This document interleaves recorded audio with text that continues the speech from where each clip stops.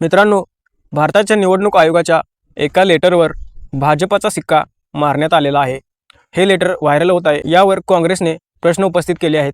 काँग्रेसने विचारलेले आहे की निवडणूक आयोगाच्या या लेटरवर एका पॉलिटिकल पार्टीचे म्हणजेच बीजेपीचे सील कसे काय आले, बीजेपीचा सिक्का कसा काय आला, इलेक्शन कमिशन म्हणजेच निवडणूक आयोग बीजेपीच्या हातातली बावली म्हणून काम करत आहे का, यासाठी जबाबदार कोण आहे आणि भारतीय लोकांना याचे उत्तर कोण देणार। इलेक्शन कमिशनने राजकीय पक्षांना एक लेटर पाठवले होते, ज्यावर भाजपच्या केरळ युनिटचा शिक्का होता। इलेक्शन कमिशनने यावर उत्तर देताना असे म्हटले आहे की ही एक क्लेरिकल मिस्टेक आहे, म्हणजेच ही एक कारकुनी चूक आहे। यावर प्रत्युत्तर देताना काँग्रेसने पुन्हा असा प्रश्न उपस्थित केला आहे की इलेक्शन कमिशनच्या ऑफिसमध्ये भाजपच्या पक्षाचा शिक्का आलाच कसा। मित्रांनो, तुम्हाला यावर काय वाटते हे कमेंट्स करून सांगा।